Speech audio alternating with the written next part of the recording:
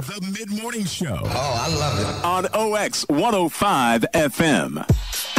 Yes, it's the Mid-Morning Show with me, DJ G, on OX105FM. Now, my next guest, he's been here before. He's an old hat at this. But it's Councillor Stuart Craft from the Independent Working Class Association. How you doing, sir? I'm all right, thank you. Good to have you. You can't keep away, can you? No, media junkie. I know. Yeah. Now we were due to have the BNP here with us to basically have a chat and have a debate, but unfortunately they pulled out, and there is a statement here from them. And before we start, I want you to listen to their statement. Okay, far away. Let me know what you think. Rather than an interview with one of your presenters about BNP policy, I find today's show will be a debate between me and a member of the far left. Unfortunately, the far left don't do debate when it comes to the BNP. Instead, what we will see is an outpouring of hatred, poison and hostility that might make sensationalist radio, but will effectively drag me down to their level. My time, although ostensibly given freely, is precious to me, and I can find alternatives for a Monday morning that do not involve being shouted at, vilified and abused as part of a confrontational spectacle. So I am giving you as much notice as I possibly can to not disappoint or inconvenience your listeners. So your thoughts? That's interesting, isn't it? Predictable, though. Far left, he talks about the far left. He'd be quite happy to come in to debate with the far left. Yeah. He'd be quite happy to come in and debate with the Labour Party, the Tories or any of the others, as we've seen on TV. They asked for the interview, am I right? That's right. They phoned you. They were begging for the interview, and they were quite happy to come on until they found that we were coming on. And that's because there's only one angle they're really vulnerable to, and that's the pro-working class angle. Yeah. You know, we are the genuine article, and they just couldn't argue with us. They know that we'd expose them for what they are, basically inherently an anti-working class organisation, and they bottled it. Yeah, shame on them. Well, now the party that you're with, how did it actually has it come together? Has it actually started? Well, basically, a number of groups came together, realising that the Labour Party, the Labour government that was probably going to come in, would be anti-working class. You know, they dropped any of the issues that would have made them pro-working class, and basically, New Labour was going to be as anti-working class, or even more so than the Tory government before them.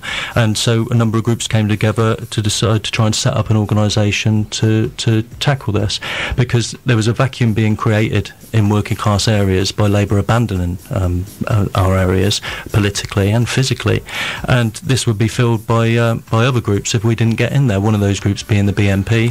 In some areas, like the Islamists would fill that gap. Yeah. So we felt that a genuine working class organisation should be there to try and fill the vacuum.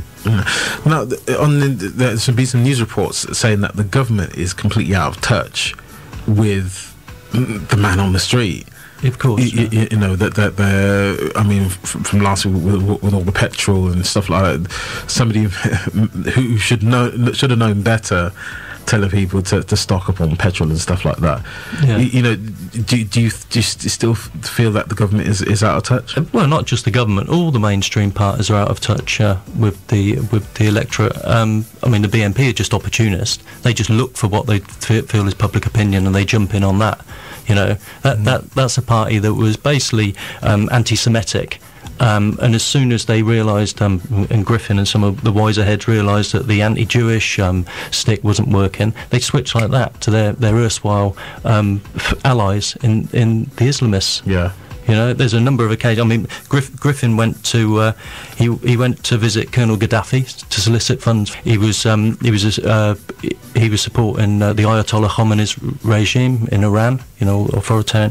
There's times when he's shared a platform with Abu Hamza You know, quite happy because they saw that a lot of the Islamists played into that sort of anti-Jewish. You know, he was coming out with the, you know, obviously denying the Holocaust and this mad Jewish conspiracy to take over the world for world domination. Yeah. And the Islamists played into that. They were quite happy bedfellows. But when he realised that it was the Islamists that was something that he could gather popular support around, like I said, he just switched like that to them. Basically, it doesn't matter what scapegoat they've got, as long as they've got a scapegoat. And as I said, inherently their main enemy is the working class, and you see that wherever a fascist group across the world has ever taken power, the first ones into the concentration camps are the organised working class.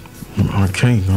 Now we have to be careful what we say about these guys, because they're not here to defend themselves. But it's all but it's all on public record. You can look at you know he's filmed over in Libya when he went to and he's made statements in the National Front news, you know, in favour of the various black nationalist groups and that lot. He I think was in 1985. Right, he praised the Nation of Islam's Louis Farrakhan. Right, that was in Nationalist Today. He said, "White nationalists everywhere wish Farrakhan well, for we share a common struggle for the same ends: racial separation, and racial freedom." 2 years later, the NF News, National Front News, featured an interview with American black nationalist Osiris Akebala of the Pan-African International Movement under the headline "Top Blacks Back NF Plan." Akebala was pictured with an NF member reading a copy of the newspaper above an article stating, "White nationalists and black separatists should cooperate in our campaign against racist tyranny." Yeah. And this, I mean, Griffin's kept up a friendship with that Akebala character. Like in 1998, when Griffin was in court on a charge of racial hatred, it was Akebala who flew over from America to defend his mate. You know, so they're all they're all singing from the same hymn sheet. Do you think the political parties in general, they're in it for themselves, or because like to the working person on the street, they see politicians up in Parliament doing their things, and you're hearing about them claiming expenses for this, claiming expenses for that. You know, what's your thoughts on that? Well, most of them are in it for themselves. So this is why the BNP's done so well, because they just pointed out the obvious. A lot of what they say, probably 90% of what they say in public, is right, and any sensible person would agree with them. You know, on paper, they're more left wing than the Labour Party. You know, supporting the NHS and things like that. And when they point to politicians being corrupt, either financially or morally, then they're correct. Anybody would see that. It's just that they've got an agenda that goes far from, is far from a progressive agenda. But if these politicians weren't at it, then they wouldn't give them the fodder to build their hatred off of. Yeah. Now, the local elections are coming up.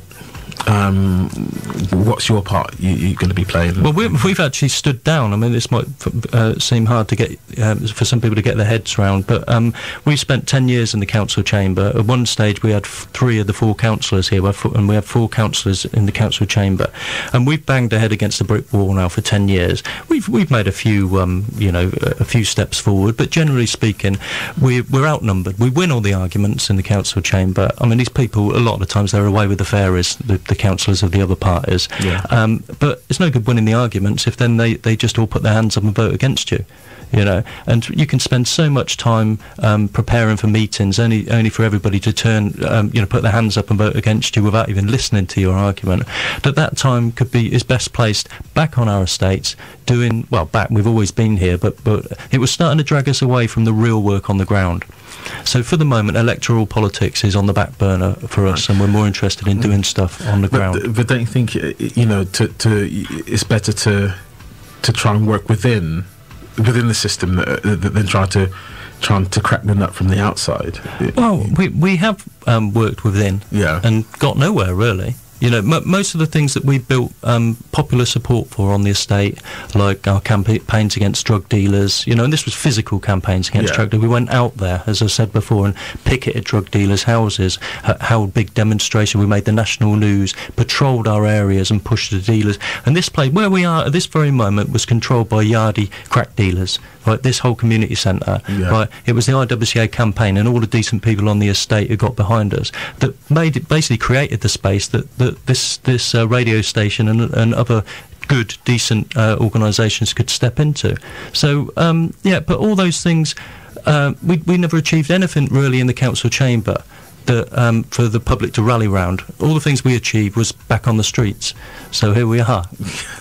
Well, my special guest, Stuart Craft, from the Oxford Independent Working Class Association. We'll be back with him right after Tinsy Strider and Pixie Lott.